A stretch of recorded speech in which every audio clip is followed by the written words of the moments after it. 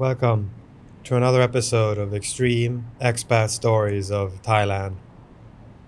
Hey there, saw your call for real expat stories. Here's mine. Fair warning, it's not the Instagram version. Before the plane even touched down, I promised myself no pity posts, no sob stories, just the truth. 10 months later, I was calling my ex asking to borrow money and wondering how a middle aged guy with good intentions could be so thoroughly fleeced. If you stay to the end, I'll show you the trail, the information, and exactly how to spot the same con. The first time I got cheated in Thailand, I laughed. The second time, I cried. By the third time, I'd learned the most expensive lesson of my life. Paradise has a price. And they don't tell you about it in the brochures. This is the story they don't want you to hear. The one that cost me 30,000 US dollars. 3 years of my life. And every illusion I had about starting over in the land of smiles. My name is Tom. And like 1,000 other middle-aged Western guy, I came to Thailand chasing a dream. It was 2019. I was 51, recently divorced, with a teaching background and enough savings to last 2 years if I was careful. The plan was simple. Rent a place near the beach, teach English, maybe volunteer with kids, live cheap, and figure out the rest as I went. The flight from Chicago to Bangkok felt like traveling backward through time. 13 hours of recycled air and mediocre movies. Then stepping into Suvarnabhumi airport at 2 a.m., hit by a wall of humidity that made my shirt stick to my back before I reached customs. The smell hit me next. Diesel exhaust, jasmine, fish sauce, and something sweet I couldn't identify. It was intoxicating. I remember gripping my backpack straps so tightly that my knuckles hurt. The chaos of Bangkok wasn't just visual, it was physical. A tuk-tuk missed me by inches, and I froze like a deer in headlights when the driver laughed and sped off. The laugh stuck with me, because in that moment, I realized something important. Here, you're either in rhythm with the city or you're standing in its way. And the city never slows down for you. That's the part YouTube doesn't show in glossy travel vlogs. The initial shock, the sweaty awkwardness, the raw feeling of being swallowed alive by a place bigger than you. The taxi ride through Bangkok's early morning streets was like watching a movie. Neon signs in Thai script, street vendors setting up their stalls, monks in orange robes walking past 7-Elevens that glowed like beacons. I rolled down the window and let the warm air wash over my face. Chicago seemed like another planet. I tried blending in at first, which in hindsight was hilarious. I bought knockoff sandals from a street vendor and immediately slipped in a puddle outside 7-Eleven. I ordered noodles in broken Thai and got something so spicy my eyes watered for 10 minutes straight. Locals smiled politely, but I could tell they were laughing at me inside. The awkward foreigner phase is pure gold on YouTube, because every single person who's landed here has lived through it. Showing that humiliation honestly doesn't make you look weak. It makes people root for you. I'd booked 3 nights at a backpacker hotel in Khao San Road while I figured things out. The place was a concrete box with a narrow bed and a bathroom the size of a closet. But it cost $12 a night and the AC worked. From my 3rd floor window, I could watch the controlled chaos below. Tourists stumbling between bars, vendors hawking everything from pad thai to fake designer watches, tuk-tuks weaving through traffic like mechanical fish. I told myself I needed a reason to stay, something bigger than cheap beer and tourist chatter. I started scanning hostel notice boards, lurking in Facebook expat groups, listening in on cafe conversations, volunteering, teaching, giving back. Any word that hinted at purpose lit me up inside. I wasn't hunting for a job. I was hunting for belonging. And in a country like Thailand, that longing makes you the perfect customer for someone else's story. Surrounded by thousands of people, I had never felt more invisible. Every face blurred past me, each one with a destination, a purpose.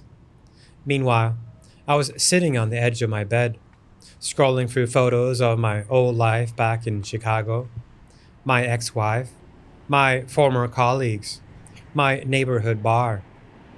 They had moved on, and here I was, a middle aged man in a $12 hotel room, convincing myself I was chasing freedom when really I was running from silence. On my second morning, nursing a coffee that tasted like burnt rubber, I met Jerry, American guy, maybe 60, with a beard gone white and arms covered in faded tattoos. He'd been in Thailand for 8 years, he said, and ran a small volunteer program in Huahin. Teaching English? Jerry asked, lighting a cigarette despite the no smoking sign. That's the plan. Good money in it, if you do it right, but the real rewards in helping kids who need it. I run a place, half orphanage, half school. These kids, man, they're special. Some of them don't have anyone. He showed me photos on his phone. Smiling children in blue uniforms, standing in front of a building with peeling paint and a hand-painted sign. Beautiful Thai Hearts Foundation, he read. We keep it small, personal, not like those big NGOs that waste half their budget on overhead. Something in his voice, the way he talked about the kids, hooked me. This was what I'd been looking for without knowing it. Purpose. Jerry didn't come across like a scammer. He had the casual ease of a man who'd spent years soaking up the tropics. Sun-leathered skin, a voice that carried authority without effort, and eyes that stayed locked on yours just long enough to feel trustworthy. He wasn't selling me an opportunity. He was offering me a role in his story. That's why it worked. He made me believe I wasn't just a tourist. I was someone needed. Looking back, there were tiny, stupid red flags I ignored because I wanted the story to be true. Donations taken in cash with a smile, photos always staged the same way, and a bank transfer address that only ever appeared in private chats. Little things you think you can explain away until they stack up into a pattern. How does someone get involved? I asked. Jerry's smile was warm, genuine. Come down for a weekend, see if it feels right. We always need help with English classes, and if you want to stay longer, he shrugged. Room and board's cheap. Just help us keep the lights on. 2 days later, I was on a bus south, watching rice paddies blur past the window. Huahin was smaller than Bangkok, but still pulsed with life. Beach restaurants served grilled fish and cold beer while tourists got massages under umbrellas. The volunteer house was a 15-minute walk from the beach. A 2-story building with peeling yellow paint and a small garden where chickens pecked at the dirt. Jerry introduced me to the other volunteers. Emma, a gap-year British girl who taught art. Klaus, a German retiree who fixed broken bicycles. And Sarah, an Australian nurse who'd been there for 6 months. They welcomed me like family, sharing stories over dinner and cheap Thai whiskey. The kids were what sold me completely. 23 of them, ages 6 to 16, living at the foundation during the week and going home to their families on weekends, when they had families to go home to. My first English class was chaos. Kids giggling, papers flying, one boy trying to teach me Thai swear words. But when I managed to explain a grammar point and saw understanding dawn on their faces, I felt something I hadn't felt in years, like I mattered. I extended my stay from a weekend to a month, then to 6 months. Jerry helped me find a studio apartment above a noodle shop for $200 a month. The place came with a bed, a hot plate, and a bathroom where the shower head hung directly over the toilet. But it was mine. At night, I'd sit on the tiny balcony, listening to the sounds of the streets below, motorbikes, conversation, the occasional burst of laughter from the karaoke bar next door.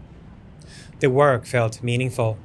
Beyond the English classes, I helped with fundraising, writing grant applications, updating the foundation's Facebook page with photos of smiling kids. Jerry explained that Thailand's regulations made it hard to operate.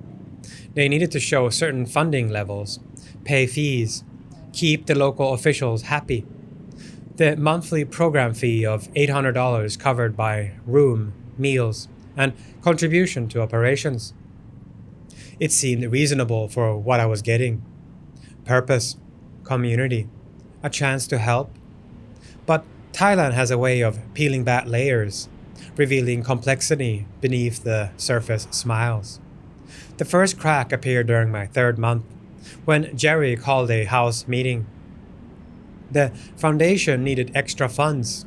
A surprise inspection had revealed some documentation issues that required immediate attention. Each volunteer would need to contribute an additional $500 or help raise it from their home countries. It's not ideal, Jerry said, running his hands through his beard. But these kids depend on us. If we can't satisfy the inspection, they shut us down. Emma looked uncomfortable. I don't have that kind of money just sitting around. We'll figure something out, Sarah said. Maybe a crowdfunding campaign? I found myself volunteering to cover Emma's share. $500 wasn't nothing, but these kids needed stability. I'd seen how they lit up during English class, how they hugged me in the hallways. This was bigger than money. The inspection passed, but more requests followed. A new roof for the dormitory, textbooks that got lost in the shipping, medical expenses for one of the kids who got sick. Each time, Jerry presented it as an emergency, a one-time ask. Each time, I found myself reaching for my wallet. It was Klaus who first raised questions, over beers at a beach bar. He mentioned seeing some of the orphans being picked up by parents in expensive cars.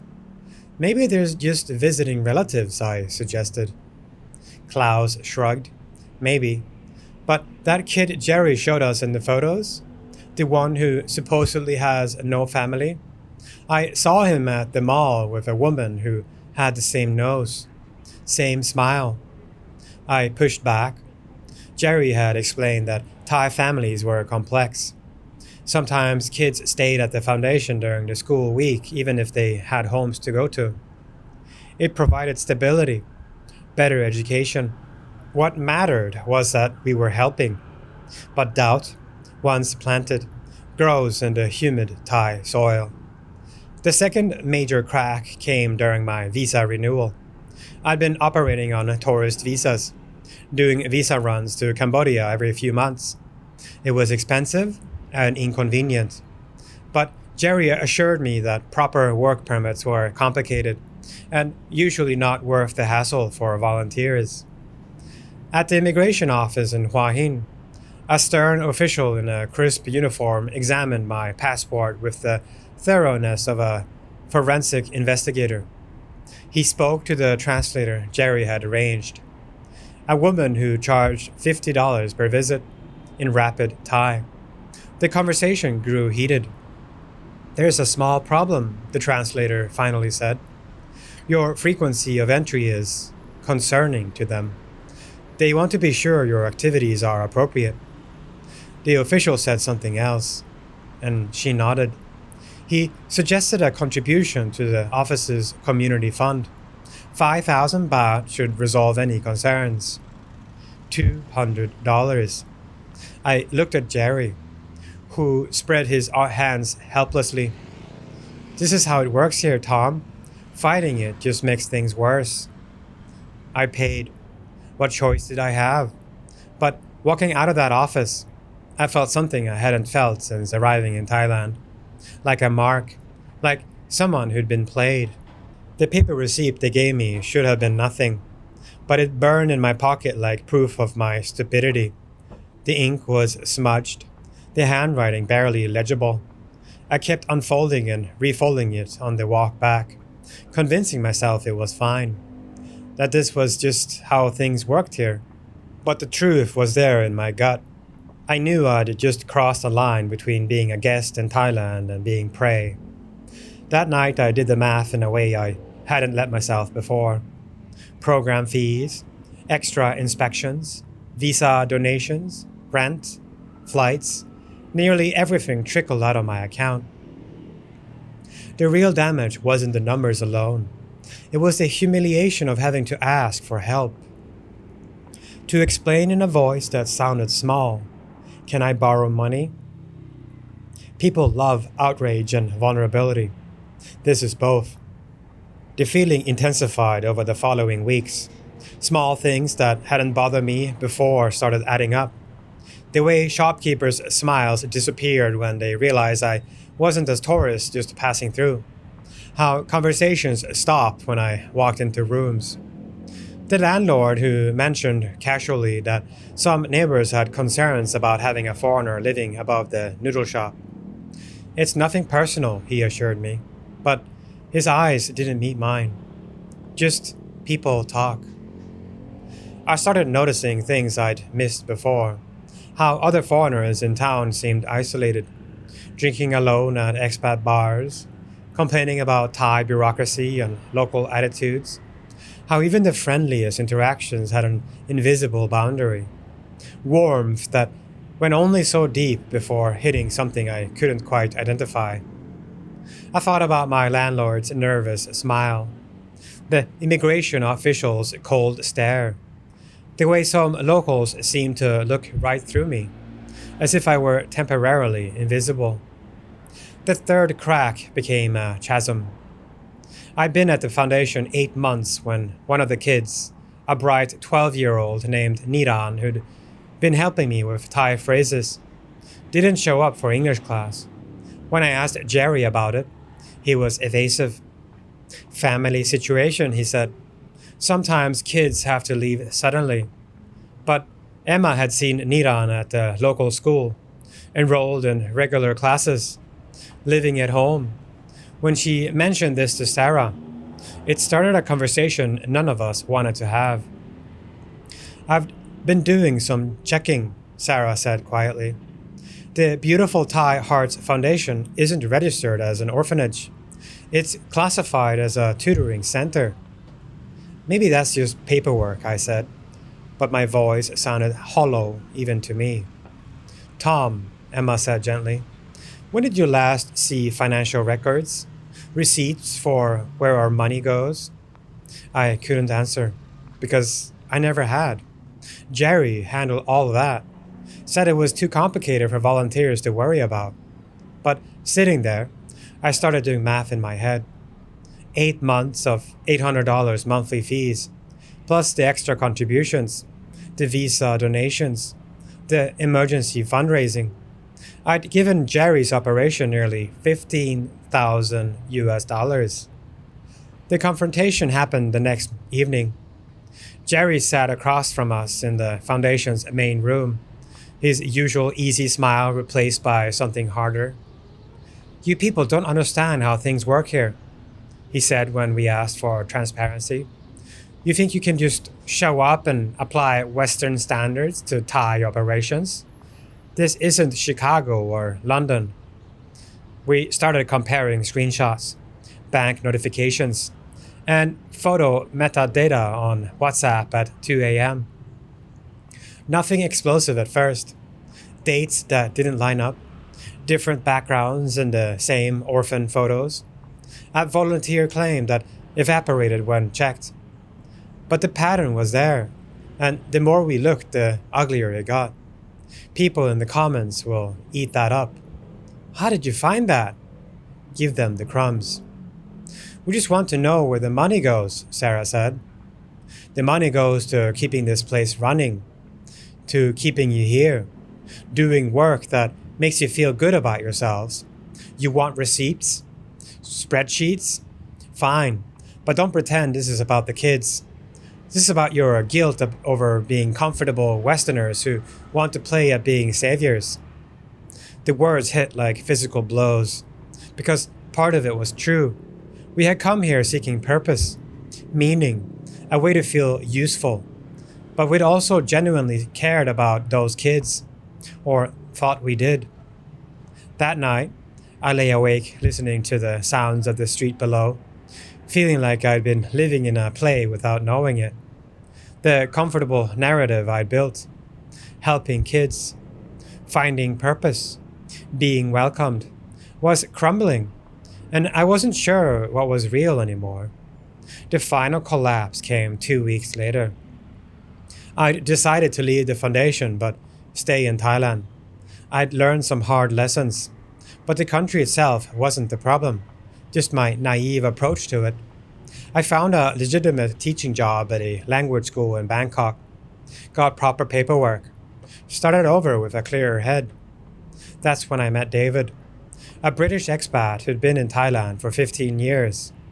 Over beers in a Sukhumvit bar, he listened to my story with the wary patience of someone who'd heard it before. Let me guess, he said. American guy? Jerry something? My blood went cold. You know him? Jerry Morrison. Yeah, I know him. Runs the same scam every few years.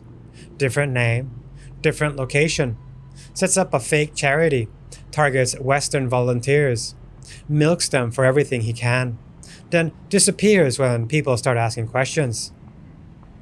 The room felt like it was spinning. But the kids were probably real, but not orphans.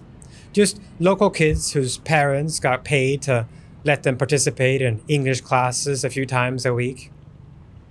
Makes the photos more convincing. I want to argue, to defend what I'd seen and felt, but the evidence was crushing. Jerry had vanished 3 days after our confrontation, taking with him not just my money, but the money of every volunteer who'd passed through in recent months.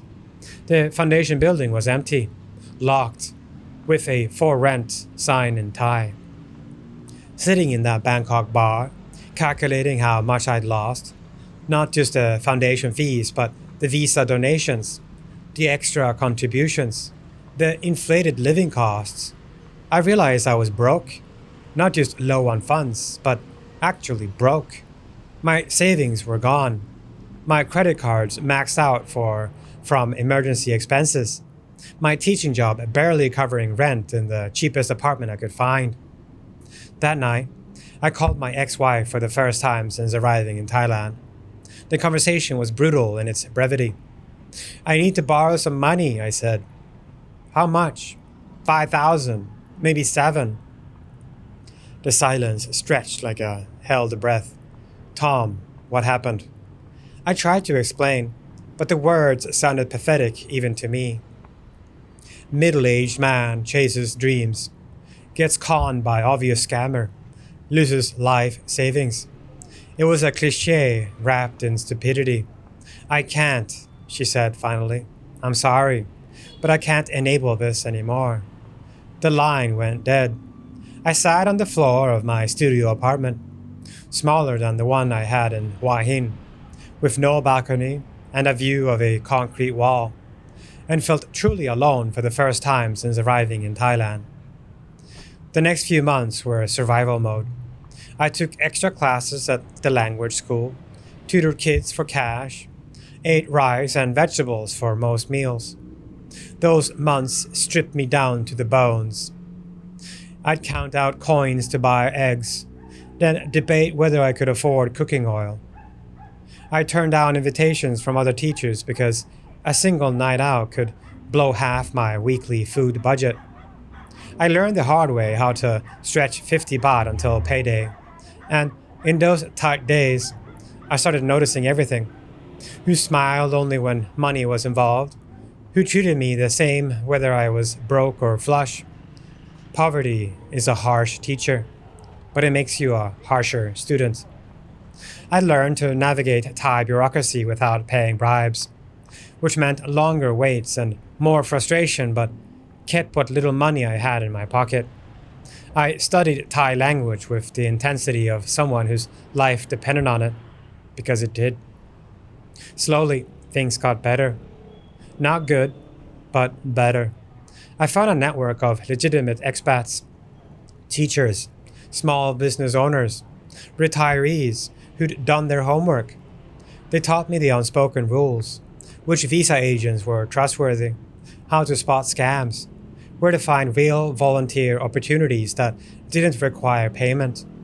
Most importantly, they taught me about acceptance, not the Instagram version. Accepting that Thailand was paradise and I was lucky to be here.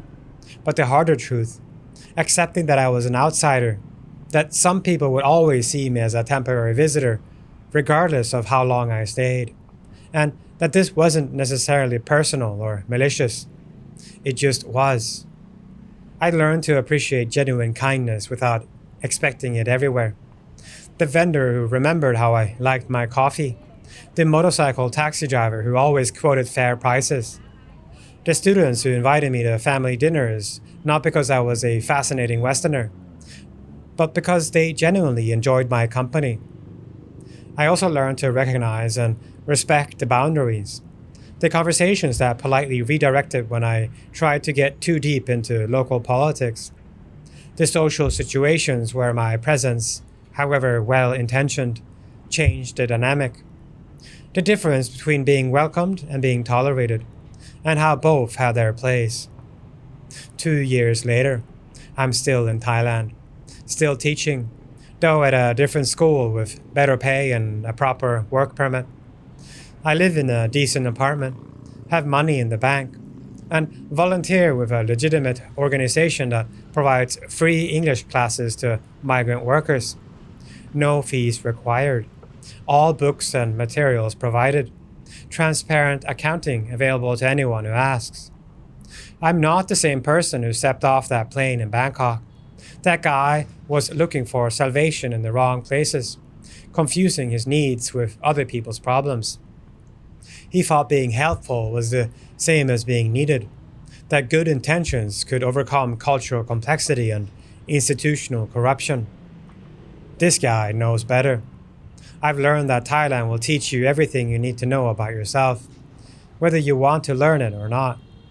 It'll show you which of your assumptions are naive, which of your expectations are unrealistic, and which of your motivations are less pure than you'd like to believe. But it'll also show you what's real, the satisfaction of work done competently, the pleasure of small daily rituals, mornings, coffees, evening walks, conversations with neighbors who've gotten used to having a foreigner around, the deeper appreciation that comes from understanding, even partially, the complexity of a place that initially seemed simple. I'm writing this from my balcony, watching the street below come alive for another Bangkok evening. And yet, the story doesn't end here, because Jerry didn't vanish forever. His name cropped up again, whispered by other expats, tied to a new project just across the border. Same pitch, same photos of smiling kids, just a different backdrop. Jerry resurfaced in whispers. New name, new country, the same tired photos. If anyone watching has seen him, been approached, or has receipts, DM me or drop a comment with timestamps and locations. I'm about to start a short detective series. I'll publish every lead, every document, and I'll follow his trail. If you want justice or closure, this channel needs your eyes more than my guilt. That's why I'm telling this story now. If you made it this far, you know what's real behind the land of smiles. And if you want me to dig deeper, to track Jerry's trail, expose his network, and show you what these scams look like in real time, say so in the comments, because part of me still wants closure, and maybe this channel is how I'll finally get it. A vendor is setting up her cart, preparing fresh mango with sticky rice. Motorbikes weave through traffic with practiced precision. Somewhere in the distance, a temple bell is ringing, calling people to evening prayers. I lost money and sleep, but not my story. This isn't just a cautionary tale. It's a gift to the next person boarding a one-way flight with big dreams. Learn the patterns, bring receipts, and don't confuse wanting to help with wanting to be needed. If you leave with one thing, let it be this: curiosity without caution is expensive. Thailand will give you everything you didn't know you needed, and it will quietly ask for everything you thought you owned. The question isn't whether you're willing to pay the price. The question is whether you're wise enough to understand what you're buying. Hope this helps with your channel. Feel free to edit however you need it. P.S. That Jerry guy, last I heard, he was running a similar operation in Cambodia. Different name, same game. Buyer beware. Tom.